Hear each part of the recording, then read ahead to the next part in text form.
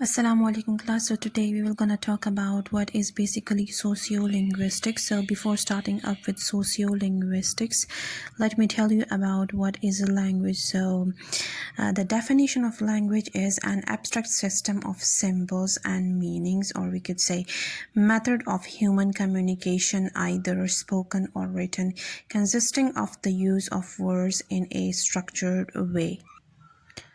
So basically, language is an integral part of human life. A language is way too much important. Why? Because when we communicate, we use language, and without language, you cannot talk, or basically, you cannot interact with one another. Neither we can express our emotions and feelings or sentiments, whatever. So we can say language is important because it helps us to interact with people in a society. So we can express our emotions and feelings and sentiments, whatever. We pass messages and information with the help of it. So we could say basically, in short, language makes us capable to live in the society. Then coming towards the sociolinguistics. So basically it is derived from two words. First is socio and the second one is linguistics. Well, as the name indicates, socio means society and linguistics means language. So we have talked about language, that was all about language. So coming towards the definition of sociolinguistics, well, it is a study of relationship between language and society. Fine. So basically, sociolinguistics is the study of how language serves and is shaped by the social nature of human beings. So sociolinguistics examine the interplay of language and society, with language as the starting point. So for example, if you move to a new place, so how you will gonna interact, how you will gonna communicate with people living in that particular area. What you will have to do, you will communicate through language, basically. Fine, because language is a way of communication. Well, if you are saying hi, hello to anyone, so you are basically using a language. So it means that the interaction basically starts or begins with a language. So language is one of the powerful emblem of social behavior. It is mandatory. You will have to use a language in order to interact with one another. So in normal transfer of information through language, we use language to send vital social messages. For example, if you are interacting with the people in society and you are passing different messages, for example, who we are, it expresses like the vital social messages. And next is like where we came from, basically, and whom we associate with. So we could say that the society and language are interrelated with each other. Basically, they are involved with one another, and it is interrelated with each other. Basically, that is why I have told you that sociolinguistics is basically the relationship between language and society. If we talk about social situations, we could say that how you're gonna communicate with one another in society regarding different situation. So language and society focus on situations and uses of language as an activity in its own right. So we could say language is basically a social activity, and it is possible to focus on discovering the specific patterns or social rules for conducting conversation. For example, if you are talking with your friends, like if you are actually using any social media and you are interacting with your friends, so what you will gonna do, that how you will start your communication and how you will gonna end it. So there is actually, we could say, there are specific patterns or social rules for conducting conversation. Like you will have to follow rules for opening and closing of your conversation. So what you will have to do, you will have to start up with hi, hello, then you will start discussing anything. Then after that, when you will end your conversation, so what you will say, that you will say goodbye or good night, whatever, fine. So these are actually the specific patterns or social rules for conducting conversation, how you will gonna interact with people in different communities or societies. And we could say sociolinguistics thus offers a unique opportunity to bring together theory, description, and application in the study of language. So actually that was all about the intro of sociolinguistics. So coming towards the language variation, so we have different varieties of language, and that is we could say dialect, standard language, register, idiolect, sociolect, pidgin, Creole, and diglossia. So I will gonna explain it one by one. Then basically what language variation is, like what is dialect, what is a standard language, what is a register, what is idiolect, sociolect, pidgin, Creole, diglossia, fine. So coming towards the first variety of language, that is dialect. Well, dialect is a French word which means regional varieties of a language. Fine, it is derived from French word. So it is the subdivision of a language used by a group of people based on certain geographical differences. Like dialects are the regional varieties of a language. Fine. Let's say, for example, English is a language, and we have different dialects of English. That is British American, African English, Asian English, and Arabic English. So these are basically different dialects of English language. For example, if we talk about American English, so we have different varieties of American English, like we could say Boston English, New York City English, Texas English, and Standard American English. Fine. Well, coming towards the second variety of a language, that is standard language. Well, standard language is the official variety of a language, and it is said to be its standard form. The standard language is one that is used in education and by government and media and in other official proceeding of that language. So the standard form of a language develops from a regional dialect acceptable by all. Fine. So now what the question arises, that how does a variety become a standard language? So the variety of a language which has a highest status in a community is known as standard languages. So standard languages, we could say standard language doesn't come suddenly.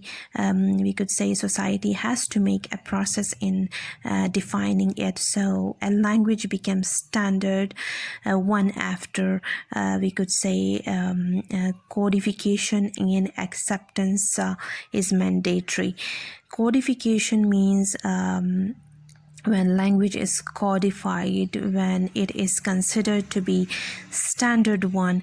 Codification means some academics must have written dictionaries and grammar of that particular variety.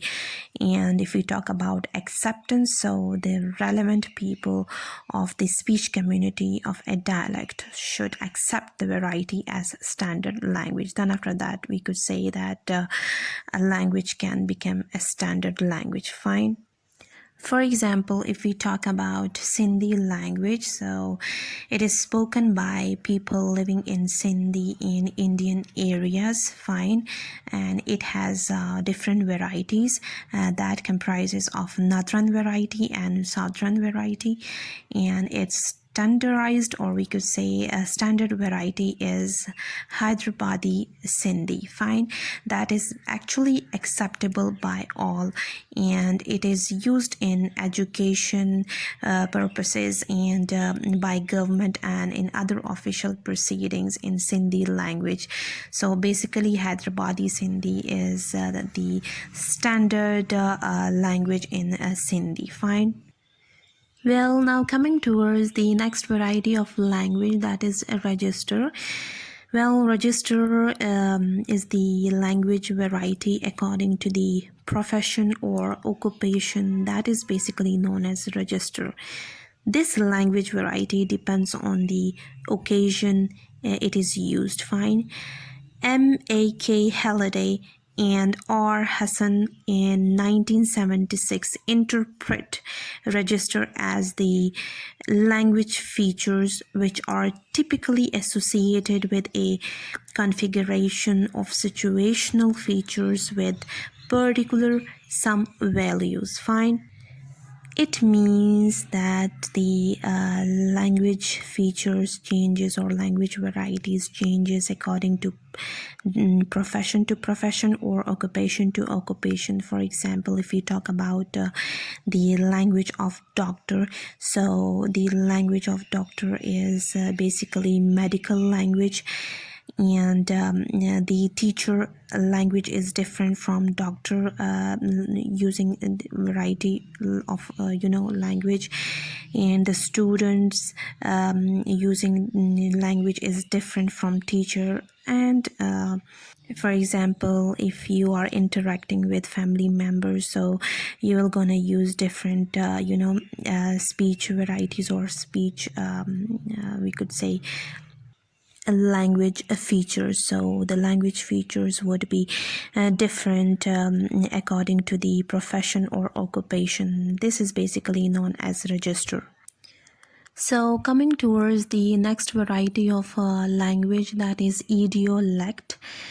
So idiolect, we could say it may refer to the individual speaker's personal dialect. Well, idio means personal and lect means dialect, fine, as the name indicates. So the term idiolect is coined to describe the speech habits of a single person. One speaker does not use language the way one's fellow speakers do. So actually the pronunciation and voice quality, choice of lexis and grammar, favorite words and sentences, constructions, speaking rate, expressions, and style, often unconscious and individually, we could say specific. So they make the idiolect basically, fine.